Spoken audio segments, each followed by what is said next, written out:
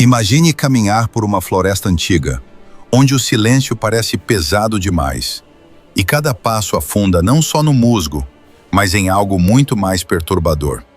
Porque sob seus pés não existe apenas terra, existe história. Existem segredos enterrados às pressas, pequenas caixas de madeira escondidas do mundo, e dentro delas, algo impossível de aceitar. Pessoas que não morreram antes de serem sepultadas. Isso não é ficção, não é lenda. É um capítulo real da história humana, tão sombrio que por séculos foi evitado, esquecido, enterrado junto com suas vítimas. E hoje, você vai descobrir até onde o medo e o desespero podem levar alguém. Essa história começa em uma Europa muito diferente da que conhecemos. Um lugar frio, isolado, onde o inverno parecia não ter fim, e a sobrevivência era uma batalha diária. Era uma época em que a fé e o medo caminhavam lado a lado, e onde qualquer coisa fora do comum rapidamente se transformava em algo perigoso. Principalmente quando se tratava de crianças. Em pequenas vilas cercadas por florestas densas e neblina constante, a vida era dura. A fome não era exceção, era rotina. Doenças surgiam sem explicação, e a morte fazia parte do cotidiano. Mas em meio a tudo isso, havia algo ainda mais inquietante: a crença de que nem todas as crianças eram realmente humanas. Quando um bebê nascia diferente, fraco demais, silencioso demais, ou com algum comportamento estranho, isso não era visto como uma condição natural. Para aquelas pessoas, aquilo era um sinal, um aviso. Acreditava-se que forças sobrenaturais podiam trocar crianças saudáveis por criaturas malignas, deixando no lugar algo que apenas parecia humano. Essas criaturas eram vistas como impostores, como algo que não pertencia àquele mundo. E a ideia de que seu próprio filho pudesse ter sido substituído por algo desconhecido era suficiente para destruir completamente a mente de qualquer pai ou mãe, já fragilizados pela fome e pelo medo. O mais perturbador é que essas crenças não existiam apenas nas histórias contadas à noite. Elas eram levadas a sério. Faziam parte da realidade daquelas comunidades. E quando uma ideia como essa se instala na mente coletiva, ela ganha força. Imagine uma mãe exausta, sem forças, olhando para o filho que não reage como os outros. O bebê não cresce, não interage, chora sem parar, ou simplesmente parece distante. Ao redor dela, vizinhos sussurram, curandeiros afirmam, pessoas mais velhas garantem, aquilo não é uma criança de verdade. E nesse ambiente, onde ninguém questiona, onde todos reforçam o mesmo medo, a dúvida deixa de existir. A partir daí, o que acontece não é visto como violência, é visto como uma necessidade. Muitos acreditavam que estavam fazendo a coisa certa, que estavam corrigindo algo que não deveria ter acontecido, que estavam devolvendo aquilo que nunca foi deles. E assim, práticas que hoje parecem impossíveis de compreender começaram a surgir. Algumas dessas crianças eram levadas para longe das casas, para áreas isoladas próximas à floresta, lugares onde ninguém fazia perguntas, onde o silêncio protegia segredos. E ali, decisões eram tomadas. Não era algo feito com raiva ou crueldade evidente. Pelo contrário, em muitos casos havia hesitação, havia medo, havia até tristeza. Mas também havia convicção. A ideia de que aquilo precisava ser feito. Ao mesmo tempo, havia outro fator ainda mais brutal influenciando tudo isso: a sobrevivência. Em períodos de extrema escassez, cada recurso era precioso. Cada pedaço de comida podia significar a diferença entre viver e morrer. Uma criança que não tinha forças para crescer, que não poderia ajudar no futuro, era vista como um peso impossível de sustentar. E mesmo que ninguém dissesse isso em voz alta, todos sabiam. A decisão, então, deixava de ser apenas espiritual e se tornava prática. Uma escolha silenciosa entre quem poderia viver e quem não teria essa chance. E é nesse ponto que a história começa a se tornar ainda mais difícil de encarar. Porque não estamos falando de monstros. Estamos falando de pessoas comuns, levadas ao limite absoluto. O mais inquietante é perceber que, para elas, aquilo fazia sentido. Dentro daquele mundo, com aquele nível de conhecimento, com aquelas condições extremas, aquilo parecia lógico.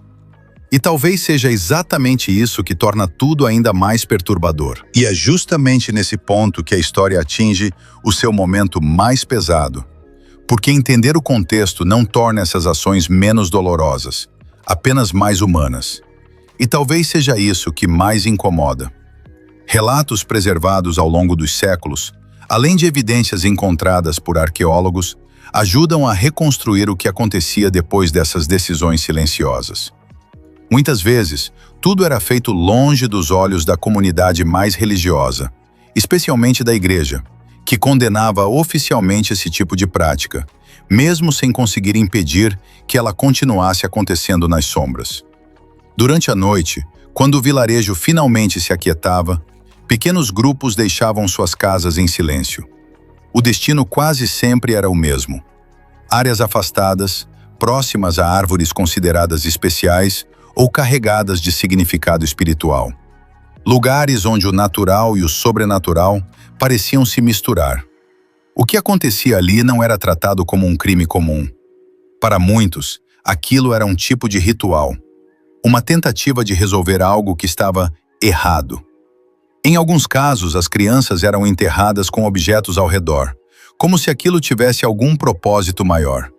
Em outros, a terra era cuidadosamente colocada, quase como um gesto de respeito, ou talvez de culpa.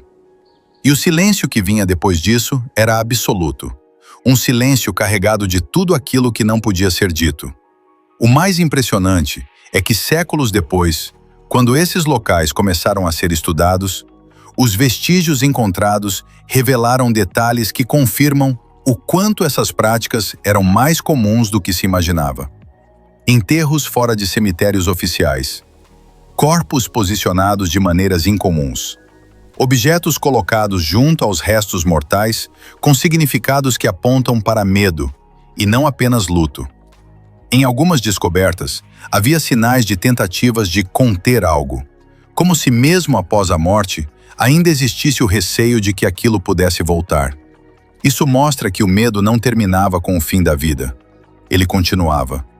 Análises modernas também trouxeram outro tipo de revelação, talvez ainda mais impactante. Muitos desses corpos apresentavam sinais claros de desnutrição, doenças simples ou condições que hoje seriam facilmente tratáveis. Problemas que, naquela época, eram completamente incompreendidos. O que hoje entendemos como questões médicas, naquele contexto eram interpretadas como sinais de algo sobrenatural. E isso mudava tudo.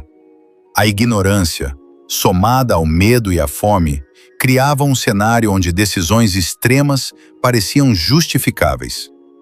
Outro ponto importante envolve a forma como essas situações eram tratadas pelas autoridades da época. Embora oficialmente condenadas, essas práticas muitas vezes recebiam punições leves ou eram simplesmente ignoradas. Isso revela algo ainda mais profundo, uma espécie de aceitação silenciosa. Como se, no fundo, todos soubessem o que estava acontecendo, mas preferissem não confrontar. Porque fazer isso significaria encarar uma realidade ainda mais difícil, a de que aquelas pessoas estavam sendo levadas a extremos por condições que ninguém conseguia controlar.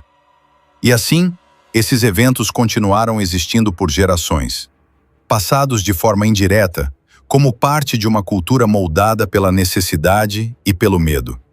Mas o tempo passou. A ciência avançou. E aquilo que antes era visto como inexplicável começou a ganhar respostas. Doenças foram compreendidas, condições foram explicadas, e aos poucos, essas práticas foram desaparecendo. Ainda assim, o que ficou para trás não pode ser apagado. Os vestígios continuam lá, enterrados sob a terra, esperando para serem encontrados, e para contar histórias que por muito tempo ninguém quis ouvir. E talvez o mais importante de tudo isso não seja apenas olhar para o passado com horror, mas refletir sobre o presente. Porque essa história não fala apenas sobre o que aconteceu séculos atrás. Ela fala sobre como o ser humano reage quando é pressionado ao limite. Sobre o que somos capazes de justificar quando o medo toma conta. E sobre como, em determinadas circunstâncias, a linha entre o certo e o errado pode se tornar assustadoramente frágil. Afinal, aquelas pessoas não se viam como vilãs. Elas acreditavam que estavam fazendo o necessário. E isso levanta uma questão inevitável. Será que hoje, em situações diferentes, também não criamos nossas próprias formas de ignorar, excluir ou desumanizar aquilo que não compreendemos? A história muda, os cenários mudam, mas certos padrões continuam. Por isso, conhecer esses acontecimentos não é apenas uma questão de curiosidade histórica. É um alerta. Um lembrete de que o conhecimento, a empatia e a consciência são as únicas coisas capazes de impedir que erros semelhantes se repitam, mesmo que de formas diferentes. Se esse conteúdo te fez pensar, te impactou de alguma forma, já deixa o seu like aqui no vídeo. Isso ajuda muito o canal a continuar trazendo histórias como essa. E se você ainda não está inscrito, aproveita agora para se inscrever e ativar as notificações. E antes de sair, olha só, já tem outro vídeo aparecendo na sua tela nesse exato momento. Tenho certeza que ele vai te prender tanto quanto esse. A gente se vê no próximo vídeo. Até lá!